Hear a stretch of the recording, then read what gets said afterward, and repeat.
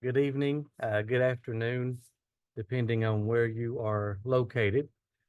Thank you so much for coming out to be with us this evening as we talk about the Psychiatric Mental Health Nurse Practitioner program here at Frontier Nursing University. We thank you so much for taking time out of your busy day to talk about our program. And we would love to be able to have some good discussion and see if you have any questions. Um, Before we get started, I'd like to introduce some of our university community members that are here with us tonight, so that you can kind of get an understanding of their role and what they will be doing this evening. One of the first people that I see on my list here is Dr. Susan Piper, our clinical director. Good evening, everyone. It's nice to see you come out tonight. And I'm so glad that you're here and welcome. Thank you, Dr. Piper. Next, I see Katie Graves. Hello. Hi, everyone. Thank you for joining us, and hopefully we can get some of your questions answered. And then Rosalie Seats. Hi, everyone. Welcome. And then we have Richard Colkay from admissions here. Yes, hello everybody. I'm on the admissions team. Glad to be here. I'll be answering your questions in the chat. Thank you.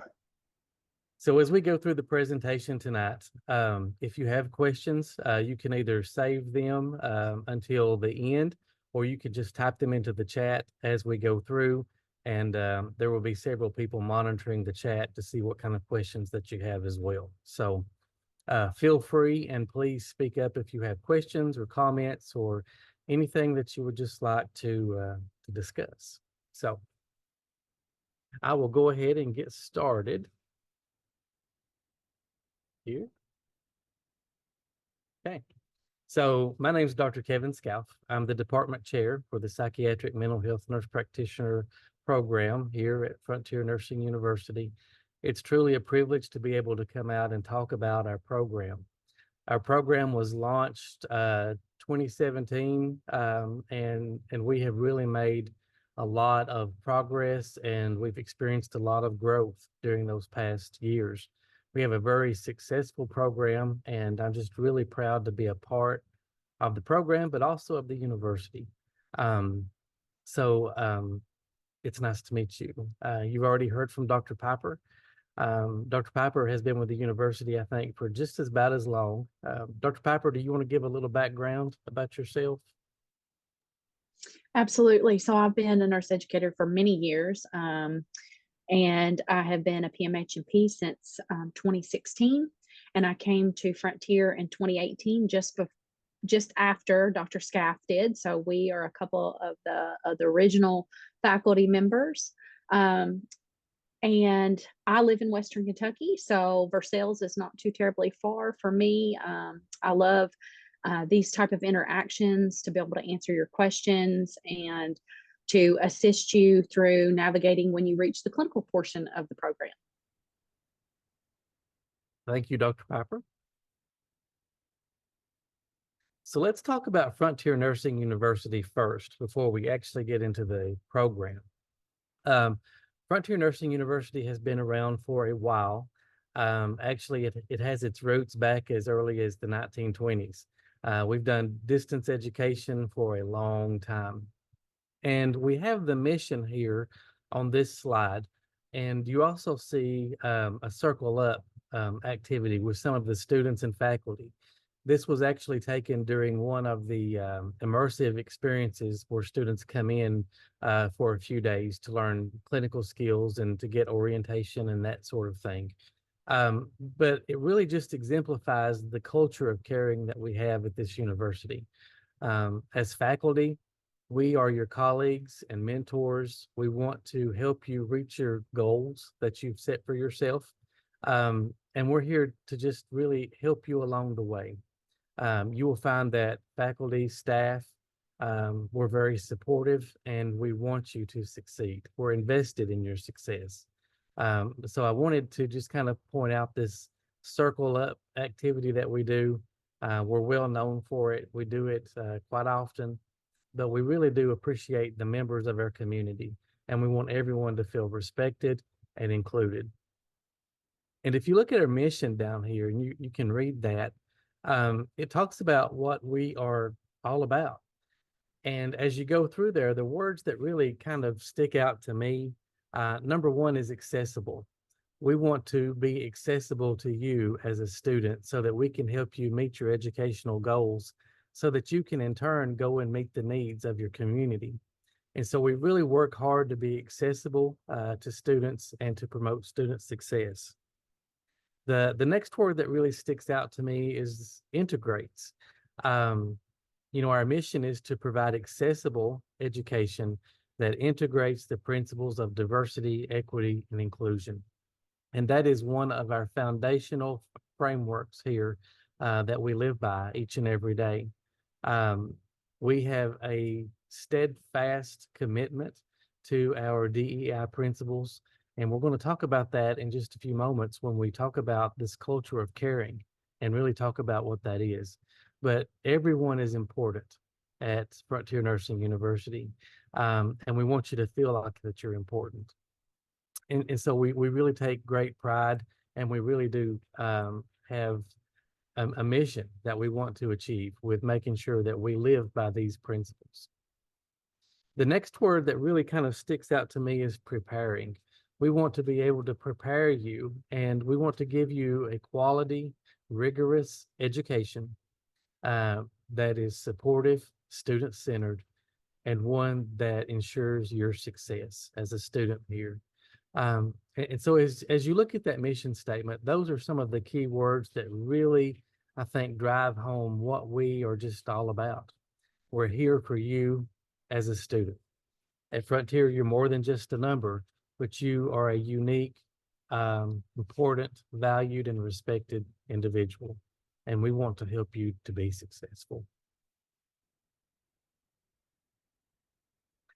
Some things about FNU and distance education. Like I said, we have been in the business of distance education for a long time.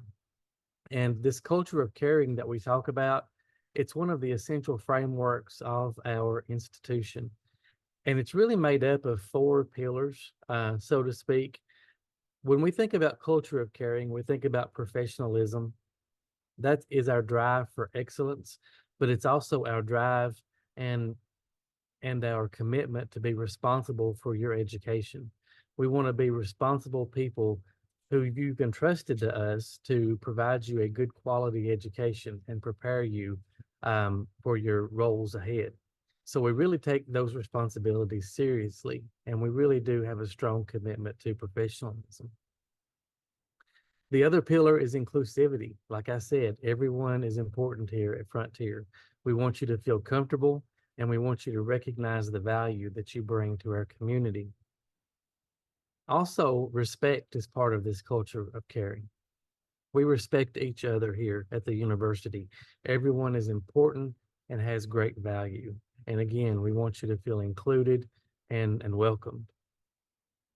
Positive communication is part of this culture of caring as well.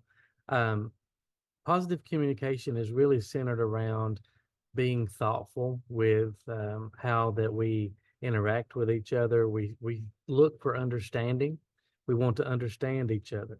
And so we want to do everything within those realms when we interact with students, with faculty, with staff, with anybody.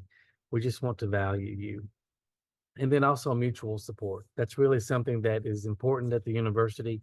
We support each other. I often say sometimes when I'm talking to new students, when I was a young student in nursing school, I remember sitting in class on the first day, and the instructor would say, "Look to your right, look to your left. By the end of this term, half of you won't be here." And we still see that from time to time. In this day and time, we still hear that from students. And that is not what we are about here at Frontier Nursing University. If anything, I would say, look to your right, look to your left, and let's help somebody along the way so we can all get to the finish line.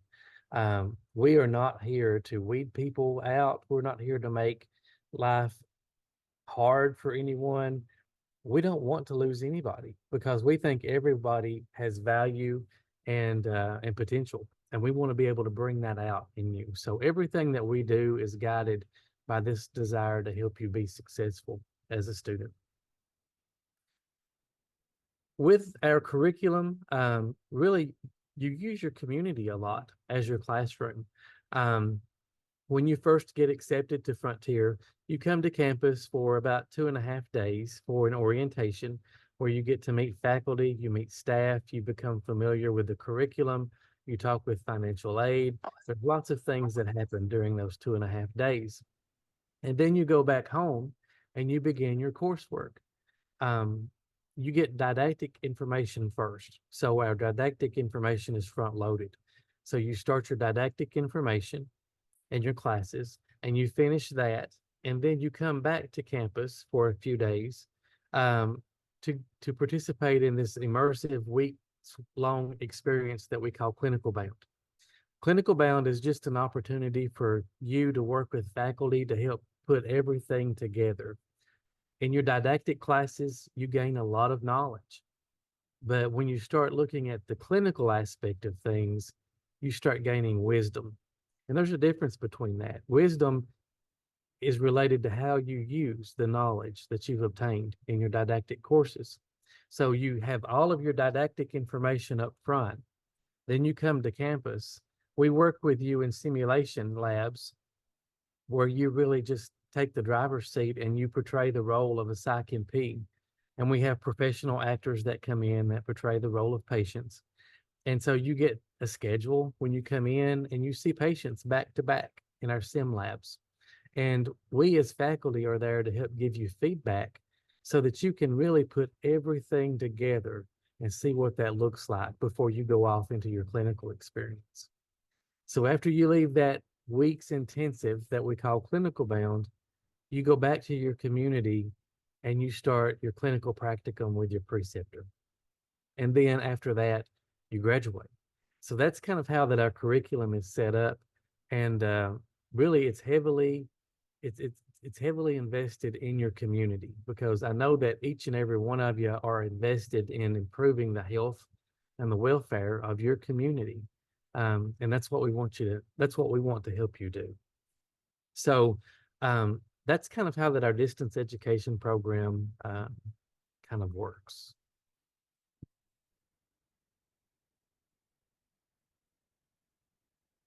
A little about the history of the Psych NP role. Going back to the advanced practice nursing role, we could talk about the clinical nurse specialist that had to start early in the 1900s, going back to Hildegard Peplau. But as time went on, the role of the nurse practitioner kind of evolved, and we saw the term nurse practitioner kind of come into being in maybe the mid-1900s, 1950s, 1960s. The Psych NP role came a little bit later, maybe in the early 1990s. So we're one of the new kids on the block when it comes to the advanced practice role, but we sure do have a lot of demand. And I'm sure that you can see the demand for good quality mental health services in your community. And as it stands, Psych NP's practice in all 50 states and also some foreign countries. And a Psych NP can diagnose, we assess, we diagnose, we treat, which could include pharmacological and non-pharmacological treatment modalities. And we're able to operate at that advanced practice level. We're still heavily grounded in those general principles like health promotion, disease prevention, but we also are able to treat individual patients and help everybody that we come in contact with to achieve their optimal level of well-being. So we have a broad scope of practice, and of course the specific scope of practice varies from state to state. We always encourage students to know what your state scope of practice is, because we do see some variation. Some states have completely independent practice. Some states have a collaborative model, and then other states have a supervisory model. So we always encourage you to kind of become familiar with what your state has related to the scope of practice. Like I said, we have over 100 years or almost 100 years of experience in graduate nursing and midwifery education. One little caveat that I will put into that is Frontier Nursing University had the first family nurse practitioner program in the country. I think that's a fact that is not really well known by a lot of people, but we've been doing this for a while. And we have students, we have alumni in every single state of the country that represents us. And we've graduated more than 2,500 students. And at the current time, we have more than 2,500 students. I think that's closer to 3,000 now. And we've graduated over 9,000 people. So we have a strong presence out there in the country. Some of the things that we're very proud of, once that you complete the curriculum and the coursework, you sit for your national certification exam as a psychiatric mental health nurse practitioner. And we just received recently dates compared to the national average out there. And you can kind of see what these look like for us. These are first time board examination pass rates. Our master's students that come in as a master's student, first time pass rate is 99.17%. As a postgraduate certificate student, maybe you are already in this advanced practice role. Maybe you are a family nurse practitioner, a pediatric nurse practitioner, neonatal, and so forth. So our postgraduate certificate students also have a very high pass rate, 96.92. And that's almost 97% first time pass rate. And you compare that to the national average, which is about 90%, 87 to 90% is where we sit right now at the national benchmark. So we're very proud of our pass rates. We're very proud of the program that we have. But more importantly, we're really proud of our students. Our students are our measure of success. If you're not successful, we're not successful. And you're really our top priority. And as graduates of our program here at FNU, our graduates have consistently exceeded the national average in all domains of that certification exam. So you can rest assured that the program here at FNU is strong. It's a good curriculum. It's a rigorous curriculum, and I think it will adequately prepare you for the role of the advanced practice psychiatric nurse. As far as student support goes, you're going to find that there's a lot of people out there to help you along the way. Regional clinical faculty are faculty members that supervise you. They help navigate. They're really there to advise you and really oversee your clinical time when you get into that clinical practicum. Preceptors also have a very important part to play. The regional clinical faculty and the preceptors that you have in clinic maintain very close communication with each other. We are very present in your clinical practicum as well. There's also academic advisors, there's clinical advisors. We have online student mentoring groups. We also offer financial aid and scholarships. We have a very impressive library service. We have 3 librarians. And then we also have various student interest groups related to our diversity, equity, and inclusion initiative. And each year, I'm proud to say that we do sponsor a diversity impact conference that's free of charge to students and preceptors. And we have a huge turnout for that each and every year. So long story short, we have a lot of things in place to support you as the student as you progress through our curriculum. We want you to have an exceptional experience. We want to be a center of excellence for you, and we want to give you the support that you need to be successful. A little bit about our scholarships that we have. In 2022, we awarded over $700,000 in scholarships to students. Scholarships are available during spring and fall term award cycles. You do have to have at least 24 hours of credit earned with FNU with a 3.25 or higher GPA. But we have many scholarships available that you can check out on our website and find out more about. I'm going to turn it over to Katie at this point and let her talk a little bit about our clinical outreach and placement services. Thank you, Dr. Scaff. Hello, everyone. Once again, my name is Katie Graves, and I work in our clinical outreach and placement department. I know there's been several questions over in the chat about clinicals. So I will say, once you are an active student here, you will get access to our database, which we call the community map.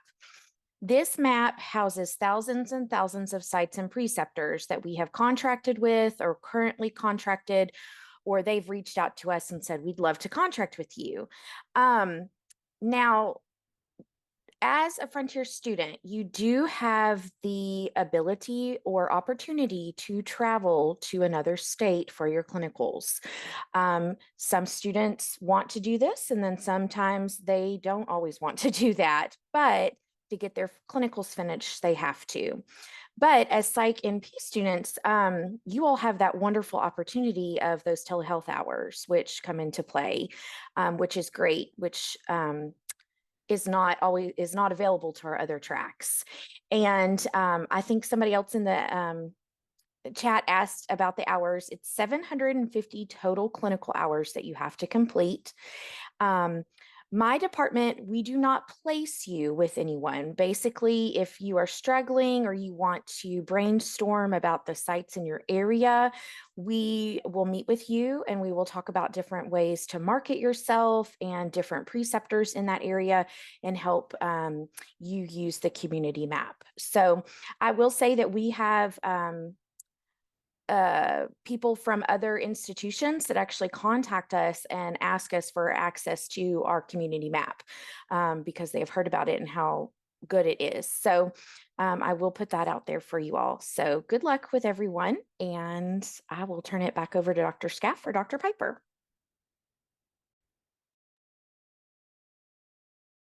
Thank you so much, Katie. Thanks. And I'm going to turn it over to Dr. Piper at this point and let her talk a little bit about Frontier's achievements and the clinical component. So we are very proud of the achievements that we've accomplished. If you notice on the left of this slide, that FNU is a national leader in our DEI initiative and a 6-time winner of our Insight into Diversity Higher Educational Excellence in Diversity Award. We're very proud of that. And if you see on the right side, we have been recognized in 21, 22, 23 great colleges to work for, as well as FNU received the AACN 2023 Award for Inclusive Excellence, Belonging, and Sustainability in Nursing Education. And then there at the bottom, the FNU was named the academic honoree for the 2024 Healthy Work Environment Award, and this is presented by Sigma Theta Tau International Honor Nursing Society. And we always strive for excellence, and it's always wonderful when you're recognized when you make these achievements.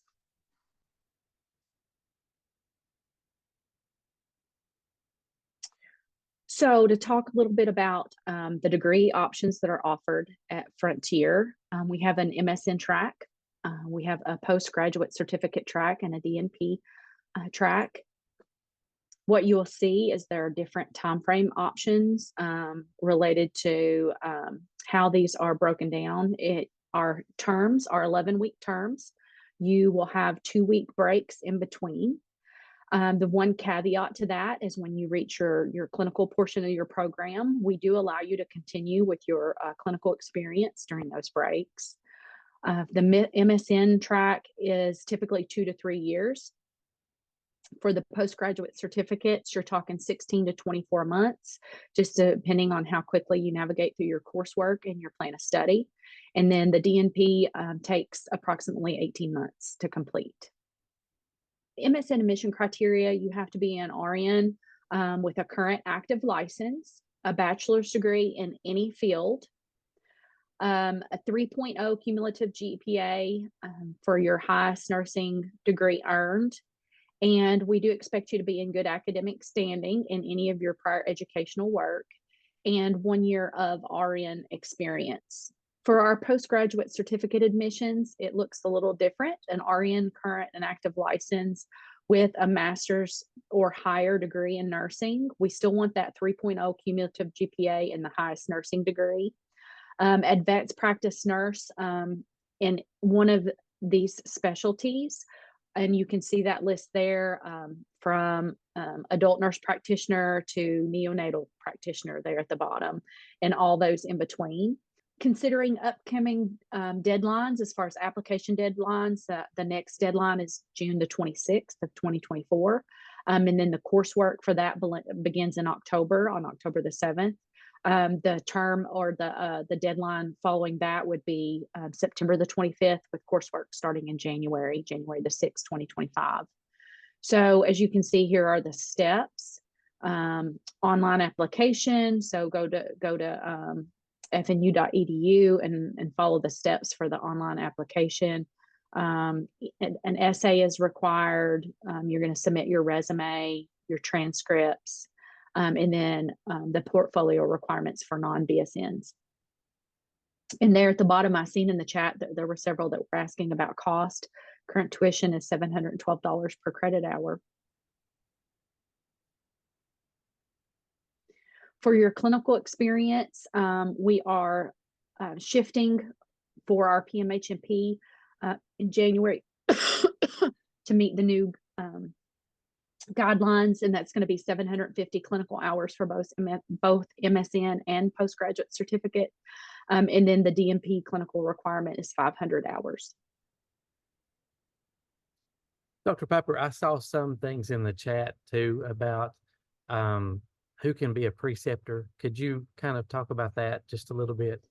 Yes, absolutely. So our preceptors, you are talking about a PMHNP, obviously. You can also utilize a clinical nurse specialist. PMH clinical nurse specialist will work. Also, you just have to be mindful in the states, your practice states, who can prescribe and who can't based on those guidelines. So if you're needing a prescriber, it just kind of that state to state for the clinical nurse specialist. Psychiatrist. The psychiatrist can cover down on all of your hours if needed. You can, and once again, depending on your state, we do require psychotherapy visits, and that can be, depending upon your state, done with a licensed clinical social worker, a psychologist, a master's prepared therapist. I'm trying to think if there are any other caveats to that. Those are the ones that come to the top of my head. We will consider master's prepared mental health professionals. You just have to submit that request, because I know there are some states, or I should say historically, there have been some states that maybe have a different twist or name to those mental health professionals that are master's prepared. So if you have someone in mind, then you can definitely bring that forward for consideration. I did see very early on someone ask about pediatrics before I became engrossed in our presentation and wasn't able to view the chat. So as far as didactic coursework, and Dr. Scaff can speak to this a little bit more, but pediatrics is integrated throughout the program. And in fact, we are currently doing an assessment and beefing that up, if you will, in our didactic courses. And then we require pediatric visit types as far as your clinical experience. So there are some requirements there as well. Yeah, thank you, Dr. Piper. Dr. Um, Piper, Dr. Scaff, can I just say in regards to the preceptors, because I think a couple students are from Oregon too. So Mhm. in Oregon, you are only allowed to rotate with an MD or a PMHNP, and that is Oregon's Board of Nursing rules. That is not a Frontier rule. Correct, Katie, and I'm glad you said that, because even one step further, the Oregon Board of Nursing requires that you do a minimum of 54%. So you can't do your whole rotation with a psychiatrist in Oregon. 54% has to be with a PMHNP. So Oregon's one of our special requirement states. Alaska is another state that has some special requirements. Of course, we can talk about that. You can research that yourself.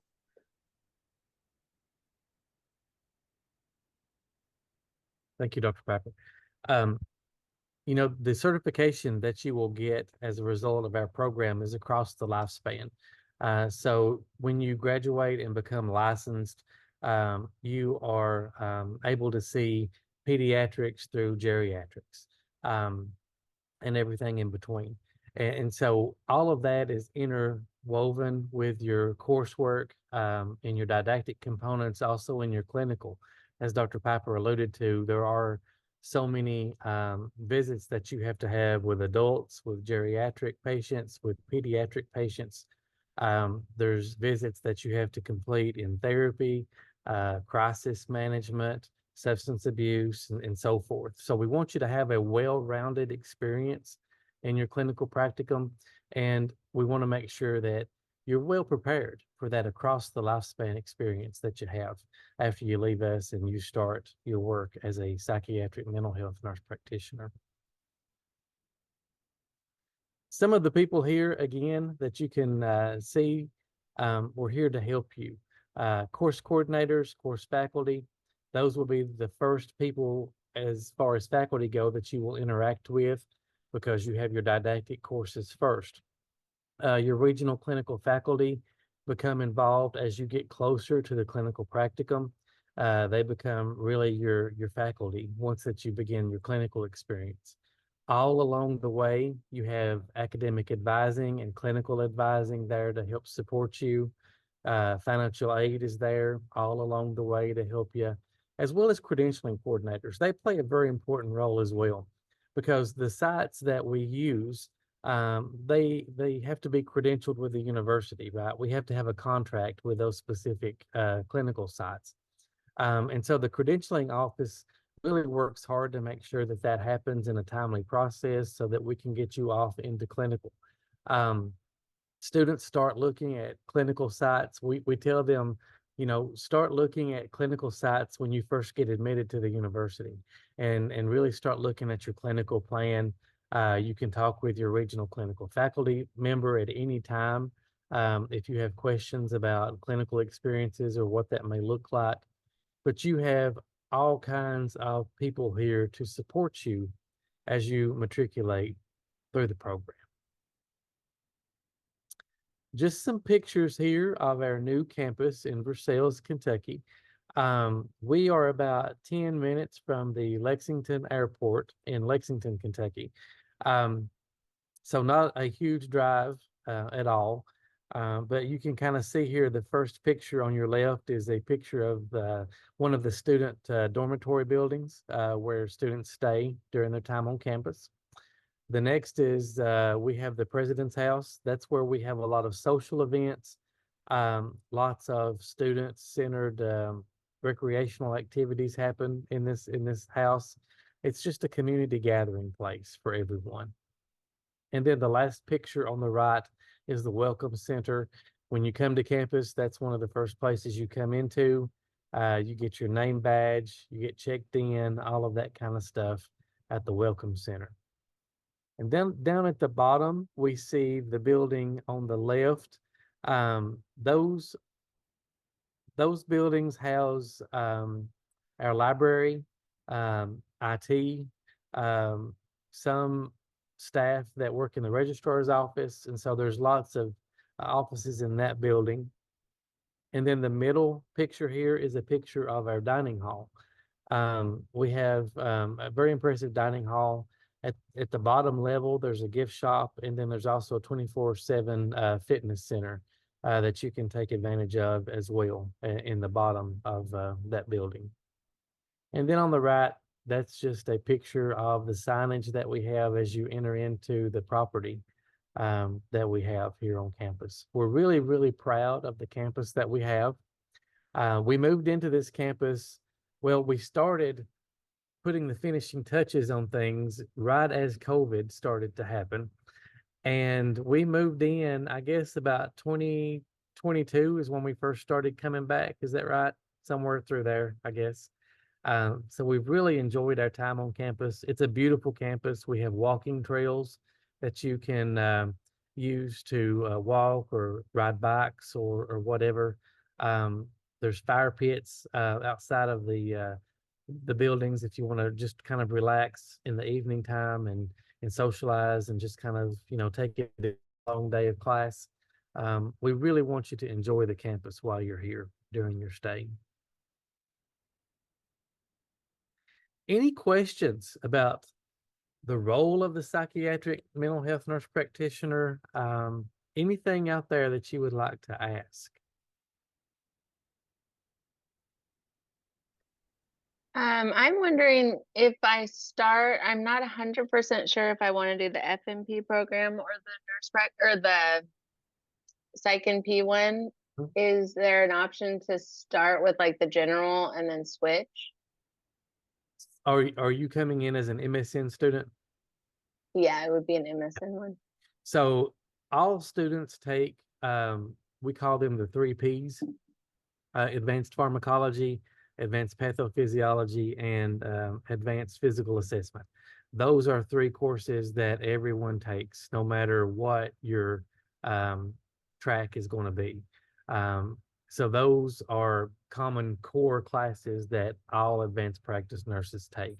After you kind of take those classes, then you start to kind of separate yourself into tracks. But you have a while to make up your mind.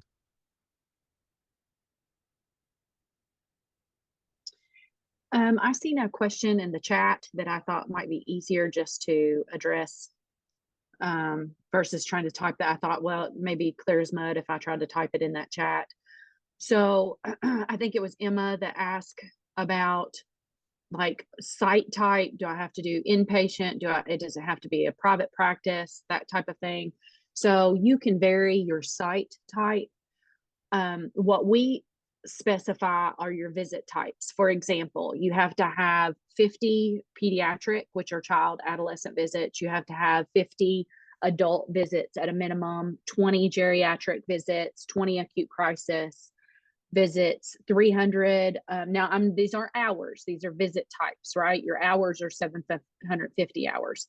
You have to have 300 medication management. You have to have 50 substance use disorder. And then we require you to have 20 psychotherapy sessions. So it's the visit type. And some people can acquire that in the inpatient setting, but usually we like for you to at least experience the outpatient setting some, so you have an idea. And the same, it kind of flips around. If you have an opportunity and you're in the outpatient setting and there's an opportunity that presents itself for some inpatient hours, I highly recommend that.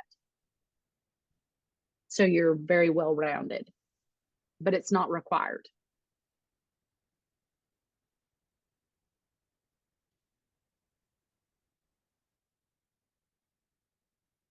Any other questions out there?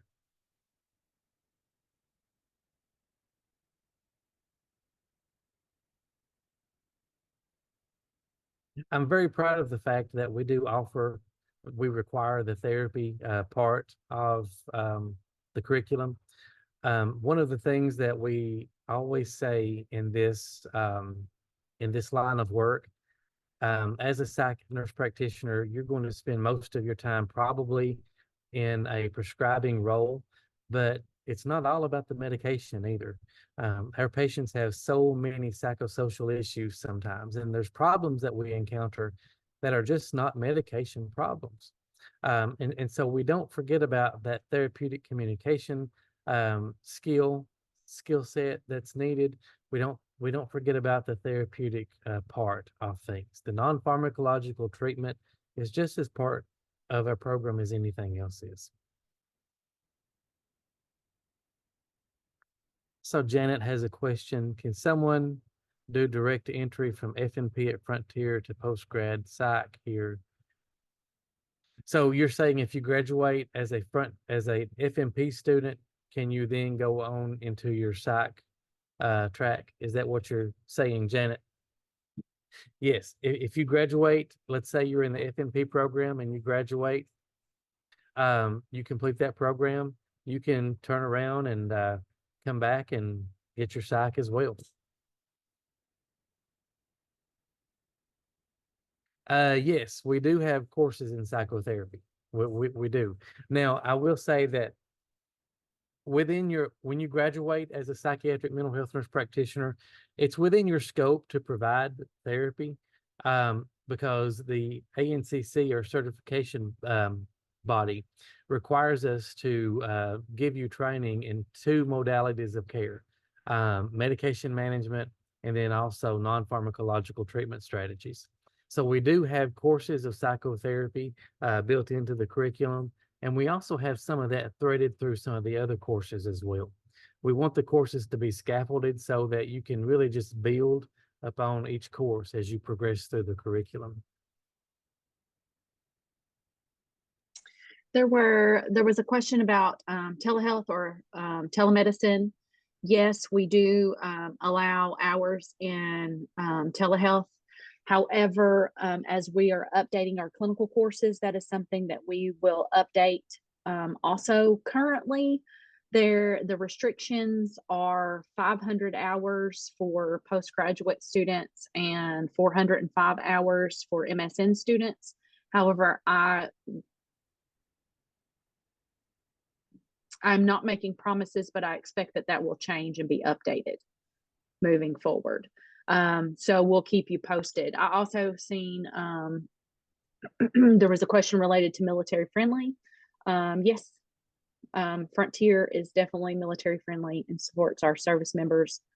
Trying to go back and capture some of those questions that we've missed, Dr. Scout. Yeah. You know, at Frontier, we recognize, you know, the graduate student has very unique needs. The graduate student is a working professional most of the time. You have a family, you have a life outside of school, and we are a part of that life, right? And so we want to provide you with the experience that we support you through those different cycles of your life. We offer every class, every single term.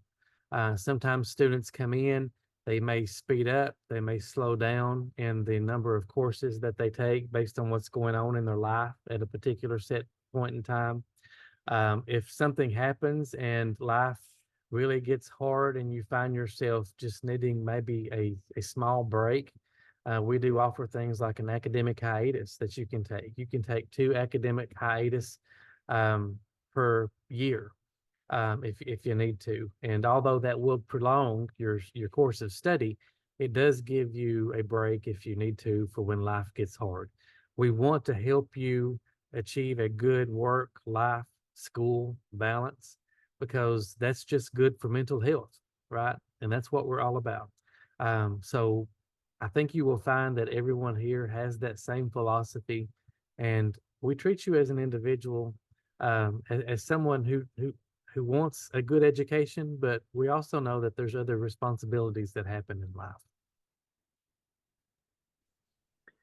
Dr. Scaff, I think someone asked in the chat, and you may have addressed that and I missed it, about they already have a DNP, their FNP, and about the 3 Ps transferring.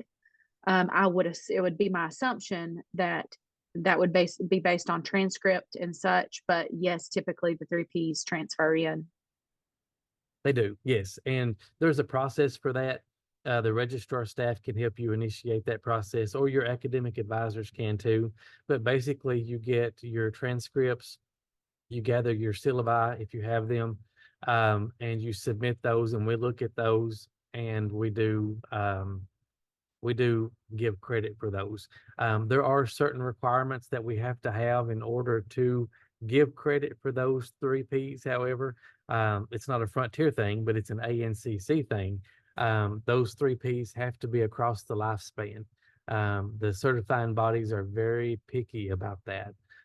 They want to be able to see from your transcripts, from your course syllabi, course descriptions, whatever. They want to be able to see that you had that class and it covered across the lifespan content. So if it does meet those qualifications, yes, we do grant credit for those.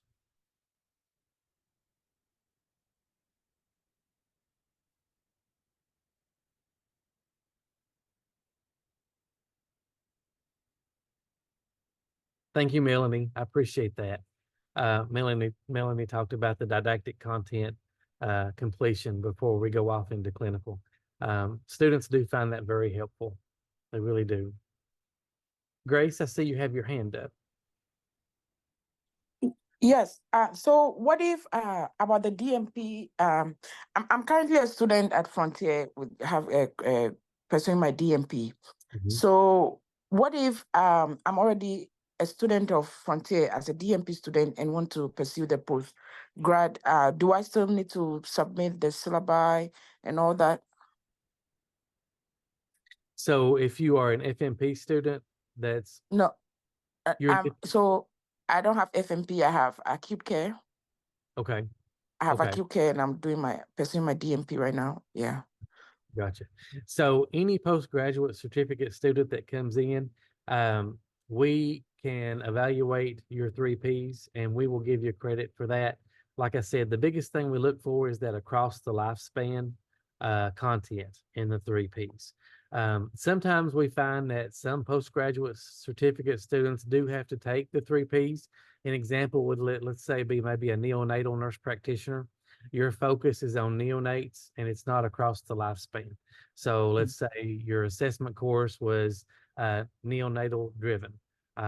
If that was the case, then you would probably have to take the across the lifespan assessment course, across the lifespan patho course, and so forth. But if you have a postgraduate certificate status already, we're more than happy to look at your transcripts, and we do approve a good number of those because most of the time we see that those courses are across the lifespan. It's the exception we run across sometimes where we just have to look at that and require you to take the 3 Ps. But it's kind of hard to say without looking at transcripts and course syllabi. But if it says across the lifespan, it's a pretty good there's a pretty good probability that we could give you credit for those. Thank you. You're welcome. Joanne has a question. Katie, could you talk about a point of contact for someone that's in the military and they want to find out more about how this would impact them as a military person? Joanne, are you wanting to rotate at a military site, or are you current military? I'm a retired lieutenant colonel, so I just want to use the remainder of my 9/11 funding for so I was looking for the military liaison that does the 9/11. Yes. That would probably, my guess would be Rainey Boggs in our financial aid department. Okay, is that available on your website so I could? Yes, and actually, my sweet friend Rosalie just put it in the little chat box for you. Oh, okay, thank you. Yes, so you can contact Rainey and she can help you arrange that, take care of that. Thank you very much. You're I really welcome. enjoyed your presentation. Oh, well, we're so glad. And to answer Janet's question, yes, you can rotate at a military site. We do have well, hold on. Take that back. I was thinking VA, sorry. Yes, you can rotate at a military site though. Isn't that correct, Dr. Piper? Yes, so you can rotate through a military site. Typically, though, it's one of those things where you got to be in the know, right? Yeah, either you're a soldier or service member, or you're a family member and you know someone. A lot of military installations already have designated rotations for their like their military schools and those trainings. I'm trying to think of how to say that appropriately, but service members can typically get into those rotations easily. Family members, sometimes that's hit or miss, what I've discovered. But if you've got an in and you've got a connection, sometimes you can make that happen. And if you are considering that, I will say that if we don't have a contract with them, either if it is a military site or at a VA, those contracts can take 12 months to establish. So if that is something you're considering, then definitely reach out to us early on so that we can advise you on the information that you need so that we can get a contract established with that site if we don't have one already. Are there any questions that we've missed, or does anybody have any questions that you've not asked so far?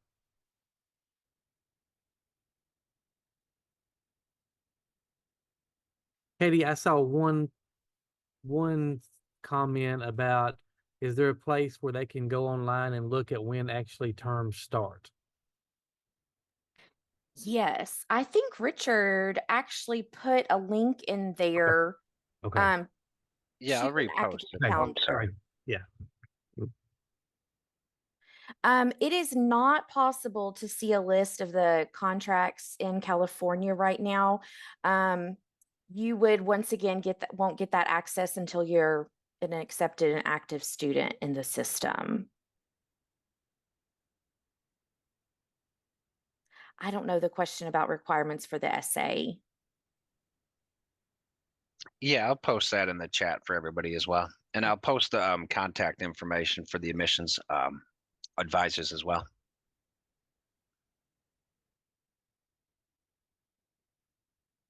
And I see a question about at what point in the program do clinicals start? So if you are a postgraduate certificate student that's coming in, your clinicals will start in term 4. That's assuming that you take 2 classes per term. So term 1, term 2, and term 3 would be didactic courses. And then you would come to clinical bound and start clinical in term 4. For an MSN student, that would happen in term 6. So you'd have 5 terms of didactic courses, and in term 6, you would come to clinical bound and start clinical. Any other questions?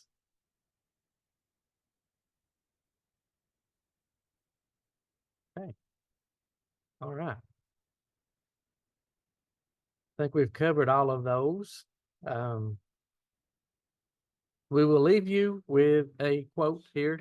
Success doesn't come to you, but you go to it. And we want to be the person that helps you along to achieve the success. And we really want to be mentors. We want to be coaches. We want to be colleagues. We, as faculty, have relationships with students that have long past graduated. And we really do, appreciate that. We recognize that that's a special relationship, and we really take great pride in that fact that we bond with students. This is a online distance program, but it also has the intimacy that you would receive at a bricks and mortar institution. You will find that we're very student focused, and we develop relationships with you as students.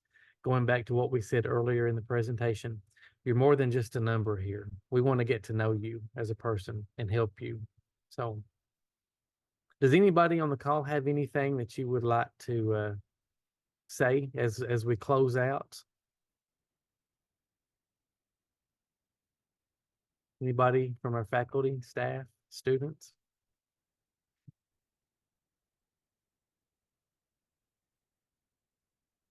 Okay.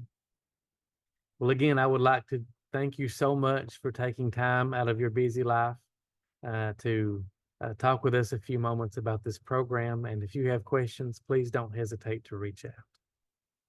Okay. All right. Thank you, everyone. Bye-bye.